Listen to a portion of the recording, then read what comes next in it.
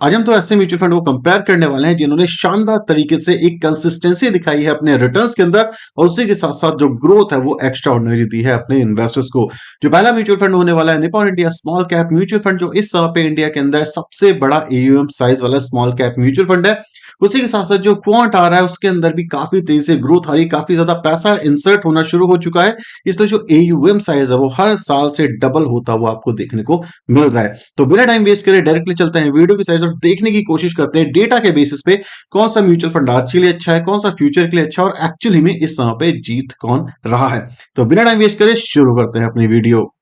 जो सबसे पहला म्यूचुअल फंड सिलेक्ट किया है हमने वो है क्वांट का स्मॉल कैप, दूसरा है निपॉन इंडिया स्मॉल कैप, तीसरा हमने लिया हुआ है बेंचमार्क। अगर आप कलर वाइज देखोगे तो जो ग्रीन कलर है वो क्वांट का है, पर्पल कलर यहाँ पे निपॉन का दिख रहा है, वहीं पे जो येलो कलर है वो हमने लिया है बेंचमार्क का। करंटली हमने जो स्क्रीन सेलेक्ट करी वो हमने 5 साल के लिए हुई है कि 5 साल में किसने कितने रिटर्न दिए हैं। बेंचमार्क को इन दोनों म्यूचुअल फंड ने काफी हेवीली परफॉर्म किया है और 5 साल के अंदर 37.8% के सीएजीआर से क्वांट और 30.4% के आसपास जो है Nippon India small cap mutual fund ने दिए हैं। वहीं पे अगर हम 3 साल को सिलेक्ट करें और यहाँ पर देखें तो यहाँ पर भी जो ये दोनों म्यूचुअल फंड है इन्होंने बेंचमार्क को काफी हैवी मार्जिन से बीट करा हुआ है। जो क्वांट है उसने 2 साल के अंदर 44.9% के सीएजीआर से रिटर्न दिए हैं, वहीं पे जो निपॉन है उसने 35.0% के सीएजीआर से रिटर्न दिए हैं। वहीं पे अगर हम 1 साल की बात करें तो 1 साल यहाँ पे हमने सिलेक्ट करा हुआ है और 1 साल के अंदर जो रिटर्न है क्वांट के 67.0% के रिटर्न है और निपॉन के 53.9% मतलब 54 के आसपास। तो मोटे मोटे तौर से 5 साल, 3 साल और 1 साल के अंदर जो क्वांट है उसने हर एक कैटेगरी में Nippon India small cap mutual fund को बीट करा है इन टर्म्स ऑफ रिटर्न। यहाँ पे फ्यूचर में क्या हो सकता है इसकी बात नहीं हो रही, यहाँ पे जो 5 साल के अंदर, 3 साल के अंदर और 1 साल के अंदर इन लोगों ने रिटर्न दिए हैं उसकी बात हो रही है। और जो पास्ट के रिटर्न है वो फ्यूचर के रिटर्न गारंटी नहीं करते। आई होप ये आपको पता ही होगा। अगर हम आगे चले और रोलिंग रिटर्न्स की बात करें तो यहाँ पे आप देख सकते हो क्वांट है, यहाँ पे निपॉन है। दोनों के दोनों जो म्यूचुअल फंड है इनके रोलिंग रिटर्न्स काफी ज्यादा अच्छे आपको देखने को मिल रहे हैं। अगर हम 5 साल तक कंपेयर करें, 5 साल से पहले की बात करेंगे तो निपॉन यहाँ पे शानदार तरीके से जीतता हुआ दिखता है, क्योंकि जो क्वांट है वो 5 साल पहले ही बना है। इससे पहले ये जो म्यूचुअल फंड था एस्कॉट के नाम से चलता था, क्वांट ने इसको एक्वायर कर लिया है। अगर हम और डिटेल्स की बात करें तो जो हमारा फंड डिटेल है उस पर थोड़ी सी ध्यान आनी चाहिए। दोनों के दोनों जो म्यूचुअल फंड है वो वेरी हाई रिस्क कैटेगरी के साथ आते हैं। वहीं पे अगर हम एसआईपी की बात करें तो क्वांट के अंदर 1,000 रुपए की मिनिमम एसआईपी आपको करनी पड़ेगी और 100 रुपए से एसआईपी शुरू कर सकते हो आप निपॉन के अंदर। वहीं पे एक्सपेंस रेशियो की बात करें तो दोनों के दोनों म्यूचुअल फंड का एक्सपेंस रेशियो ऑलमोस्ट सिमिलर है, बहुत ज्यादा गैप नहीं है। एनएवी यहाँ पे इतना ज्यादा मैटर नहीं करती, क्यों नहीं करती ये आप मुझे कमेंट सेक्शन में डेफिनेटली बता सकते हैं। वहीं पे जो ये फंड है ये स्टार्ट हुए हैं करीब करीब 2012 के आसपास दोनों के दोनों। वहीं पे अगर हम फंड साइज की बात करें तो जो क्वांट है उसका 15,500 करोड़ के आसपास का एयूएम है, वहीं पे जो निपॉन है उसका एयूएम 45,000 करोड़ से भी ज्यादा का देखने को मिल रहा है। तो आप ये मान सकते हो 1.5 गुना बड़ा एयूएम साइज के अंदर निपॉन इंडिया है क्वांट के कंपैरिजन में। अगर हम एग्जिट लोड की बात करें तो 1% का सिंपल एग्जिट लोड आपको देखने को मिलेगा क्वांट के अंदर, अगर आप 1 साल से पहले बेचते हो। वहीं पे अगर आप 1 महीने के अंदर बेचते हो तो आपको 1% एग्जिट लोड देना पड़ेगा और उसके बाद आपके पास कभी भी एग्जिट लोड नहीं लगेगा अगर आप 1 महीने के बाद बेचते हो अपना म्यूचुअल फंड निपॉन का। तो मोटे मोटे तौर पे अगर फ्लेक्सिबिलिटी की बात की जाए कि भाई कम से कम शुरुआत करनी है, 500 रुपए से शुरुआत करनी है तो निपॉन में कर सकते हो। फ्लेक्सिबिलिटी की कि भाई एग्जिट करना चाहो तो भी आप निपॉन में कर सकते हो। फ्लेक्सिबिलिटी वाइज आज की डेट में निपॉन इंडिया हमें जीतता हुआ दिखता है। वहीं पे अगर हम ग्रोथ पर्सपेक्टिव से देखें तो क्वांट का 1 नंबर बना हुआ है। वहीं पे अगर हम आगे चलें और कुछ और डिटेल्स की बात करें प्रो एंड कॉन्स की, तो यहाँ पे जो क्वांट का प्रो दिख रहा है वो 1 साल, 3 साल, 5 साल के अंदर कंसिस्टेंसी है। वहीं पे जो 10 साल वाला टाइम पीरियड है वो यहाँ पे क्वांट में नहीं दिख रहा, बिकॉज इससे पहले ये एस्कॉट था जो मैंने आपको लास्ट सेक्शन में ही बताया। वहीं पे अगर हम निपॉन के प्रो की बात करें तो 1 साल, 3 साल, 5 साल और 10 साल के अंदर कंसिस्टेंसी के साथ ग्रोथ है, जो कि बहुत ही ज्यादा अच्छी बात है। अल्फा की बात करी जाए तो भाई अल्फा 11.5% के आसपास क्वांट स्मॉल कैप में दिख रहा है और निपॉन के अंदर 9.79% के आसपास। तो ये एक्स्ट्राऑर्डिनरी अल्फा मतलब ये होता है कि भाई जितनी तेजी से हमारा इंडेक्स बढ़ेगा उससे ज्यादा तेजी से हमारा जो म्यूचुअल फंड है वो ग्रोथ देगा और बीट करेगा अपने इंडेक्स को, इसलिए अल्फा ज्यादा होना जरूरी होता है। एक्सपेंस रेशियो की बात की जाए तो भाई दोनों के एक्सपेंस रेशियो ऑलमोस्ट सिमिलर दिख रहे हैं। अगर आप देखोगे यहाँ पे एक और बेनिफिट रिसेंटली ऐड हुआ है, क्वांट जो है कंसिस्टेंसी के साथ टॉप रैंकिंग म्यूचुअल फंड रह चुका है। लास्ट 10 साल के अंदर क्वांट ने अच्छे परफॉर्मेंस नहीं दिया है, ये सिर्फ और सिर्फ एक कौन है जो कि इसके बकेट के अंदर आता भी नहीं, बिकॉज एस्कॉट था ये वाला म्यूचुअल फंड। वहीं पे अगर हम आगे देखें तो जो कंसंट्रेशन आप दोनों दोनों म्यूचुअल फंड के अंदर देखने को मिलेगी, 24% जो पूरा एयूएम का पैसा है वो टॉप 5 कंपनी में डाला हुआ है क्वांट ने और सिर्फ 9% के आसपास टॉप 5 कंपनी में डाला हुआ है निपॉन ने। अगर हम टॉप होल्डिंग की बात करें 52% पूरे एयूएम का टॉप 20 कंपनीज में है और 25% पूरे एयूएम का टॉप 20 कंपनीज में है निपॉन इंडिया के केस के अंदर। पीई की बात करें तो दोनों के दोनों म्यूचुअल फंड का पीई ऑलमोस्ट सिमिलर लेवल का है, तो ऐसा कोई मेजर इश्यूज नहीं है। पीवी भी ऑलमोस्ट सिमिलर लेवल का, तो कोई इशू नहीं है। यहाँ पे जो निपॉन का टर्नओवर रेशियो है वो है 32 के आसपास, और जो क्वांट का है वो 120 के आसपास है, जो कि यहाँ पे मेंशन नहीं है। मतलब ओवरऑल पोर्टफोलियो इन्होंने लास्ट एक साल के अंदर चेंज कर दिया है। इक्विटी की बात की जाए, 95% पूरे एएम का इक्विटी में लगा हुआ है। 96% का पूरा एएम का जो पैसा है ये आपका इक्विटी में लगा हुआ है निपॉन के केस में भी। कैश की बात की जाए तो 4% के आसपास सिर्फ कैश होल्ड करता है क्वांट, और 4% के आसपास ही कैश होल्ड करता है निपॉन, जो कि काफी अच्छा है। अगर हम टक्कर की बात करें इस समय पर, तो भाई कॉन्सेंट्रेशन वाइज किसी को कॉन्सेंट्रेटेड पोर्टफोलियो चाहिए, मतलब कम स्टॉक चाहिए अपने पोर्टफोलियो में टॉप होल्डिंग के अंदर, तो क्वांट अच्छा दिख रहा है। डाइवर्सिफिकेशन चाहिए आपको अपने पोर्टफोलियो में, तो वहां पे निपॉन इस समय पे हमें काफी ज्यादा अट्रैक्टिव लग रहा है। अगर हम टॉप 10 होल्डिंग्स की भी बात करें, तो यहाँ पे आप देख सकते हो काफी शानदार तरीके की होल्डिंग इनके जो टॉप पोर्टफोलियो उसके अंदर देखने को मिल रही है।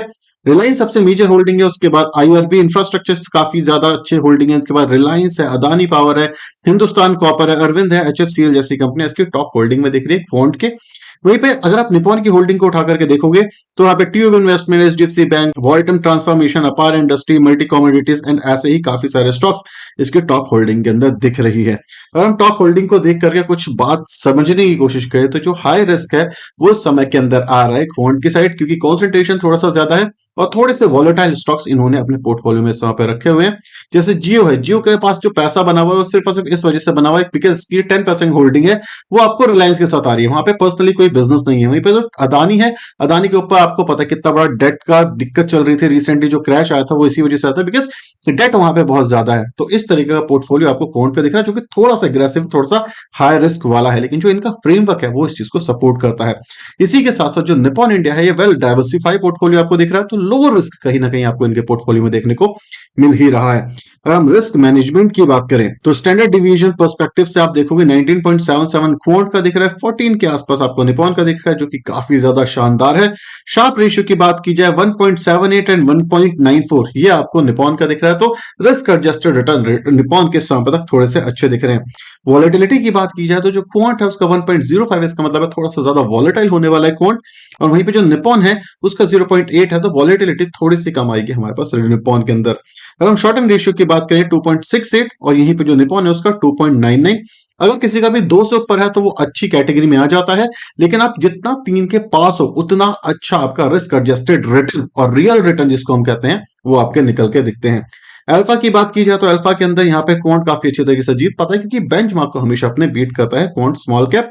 और वहीं पे अगर हम निपॉन की बात करें तो उसका अल्फा भी कुछ बुरा नहीं है, एक्स्ट्राऑर्डिनरी अल्फा उसका भी है। बस अल्फा के बेसिस पे न्यूमेरिक नंबर पे बात करें तो क्वांट हमें यहाँ पे जीतता हुआ दिखता है। दोनों के दोनों म्यूचुअल फंड अगर किसी के पोर्टफोलियो में है तो कितने परसेंट का ओवरलैपिंग आपको देखने को मिलेगी, ये भी डिस्कस कर लेते हैं। अगर दोनों म्यूचुअल फंड आपके पोर्टफोलियो में है तो परसेंटेज वाइज 5% दोनों के दोनों म्यूचुअल फंड के अंदर होल्डिंग सेम है, तो यहाँ पे सिर्फ और सिर्फ 5% की ओवरलैपिंग है। मतलब 15 ऐसे स्टॉक हैं जो कि कॉमन है। क्वांट स्मॉल कैप के अंदर 79 ऐसे स्टॉक हैं जो कि निपॉन इंडिया में नहीं है। वहीं पर निपॉन इंडिया स्मॉल कैप में 162 ऐसे स्टॉक हैं जो कि क्वांट के स्मॉल कैप म्यूचुअल फंड में नहीं है। तो इसलिए अगर आपके पास दोनों म्यूचुअल फंड है तो भी कोई दिक्कत नहीं होने वाली। अब बात करते हैं कंक्लूजन की कि किसके लिए कौन सा म्यूचुअल फंड अच्छा हो सकता है, दोनों के दोनों म्यूचुअल फंड के प्रो एंड कॉन्स की। सबसे पहले बात करते हैं quant small cap mutual fund की। Quant small cap mutual fund जो है इस समय पे टॉप परफॉर्मिंग म्यूचुअल फंड अपनी कैटेगरी के अंदर है। इसके आसपास भी इस समय पे कोई दूसरा म्यूचुअल फंड नहीं आ रहा है, और जो 5 साल से इसने कंसिस्टेंसी होल्ड करी हुई है वो तो देखने वाली ही बात है। सेकंड जो मेजर प्लस पॉइंट इनके साथ ये है कि तेजी से इनका एयूएम बढ़ रहा है, उतनी ही तेजी से इनकी ग्रोथ बढ़ रही है। अभी तक ऐसा कोई भी ईयर नहीं रहा है जहां पे इसने अंडर परफॉर्मेंस दिखाई है, जो कि काफी अच्छी तरीके से स्ट्रेटेजी इंप्लीमेंट कर पा रहे हैं, ये चीज दर्शाता है। इसी के साथ साथ अगर हम नेगेटिव की बात करें तो अगर आप पोर्टफोलियो देखोगे यहाँ पे जियो एक थोड़ा सा नेगेटिव पार्ट है यहाँ पे शॉर्ट टर्म के पर्सपेक्टिव से।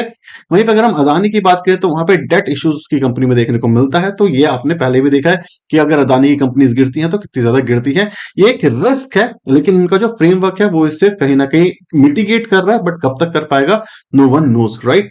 अभी अगर हम बात करें निपॉन इंडिया की, तो निपॉन इंडिया ने लास्ट 10 साल, 5 साल, 3 साल और 1 साल के अंदर कंसिस्टेंसी दिखाई, इसमें कोई भी दो राय नहीं है।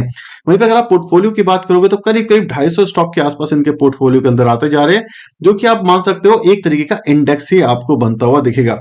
तो ओवरऑल तरीके से अगर आप इसके पोर्टफोलियो को देखोगे तो आप अभी के लेवल पे तो काफी अच्छा है, क्योंकि डाइवर्सिफिकेशन इसके पोर्टफोलियो में काफी ज्यादा अच्छी दिख रही है। वहीं पे अगर हम नेगेटिव्स की बात करें तो इसका जो AUM है वो बहुत ही ज्यादा बढ़ चुका है, तो इसी वजह से चर्निंग के अंदर इसमें थोड़ी सी दिक्कत आ रही है।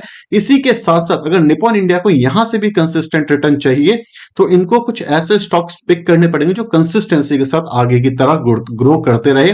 लेकिन आप ये समझो कि 250 कंपनियों को एनालिसिस करके अपने पोर्टफोलियो में चर्न करना ये बहुत ही ज्यादा मुश्किल होने वाला है फंड मैनेजर के लिए। इसी वजह से कुछ टाइम से आपको थोड़ी सी अंडर परफॉर्मेंस भी देखने को मिली है। तो अगर हम इसको कंक्लूड करने की कोशिश करें 5 साल 3 साल 1 साल के अंदर कॉन्सेंट्रेशन पर्सपेक्टिव से रिस्क एपेटाइट किसी का हाई है तो उसके लिए क्वांट काफी अच्छा ऑप्शन है। किसी को लॉन्ग टर्म के अंदर कंसिस्टेंसी दिखानी है और जिसने अपने 10 साल के करियर के अंदर लगातार खुद को प्रूव भी करा हुआ है तो उस केस के अंदर निप्पॉन उसके लिए अच्छा होने वाला है। दोनों के दोनों जो म्यूचुअल फंड है पोर्टफोलियो पर्सपेक्टिव से काफी ज्यादा इंटरेस्टिंग लग रहे हैं, तो किसी के पोर्टफोलियो में तो कोई सा भी म्यूचुअल फंड है या दोनों ही म्यूचुअल फंड है आप जा सकते हो, बिकॉज लॉजिकली सोचोगे दोनों म्यूचुअल फंड बहुत अच्छे हैं, दोनों के अंदर ऐसा कोई मेजर इशू नहीं है कि आपको इनमें से एग्जिट कर जाना चाहिए। तो ये मेरा ओपिनियन था इस पूरी की पूरी वीडियो के अंदर जो मैंने डेटा ड्रिवन करने की कोशिश करी है।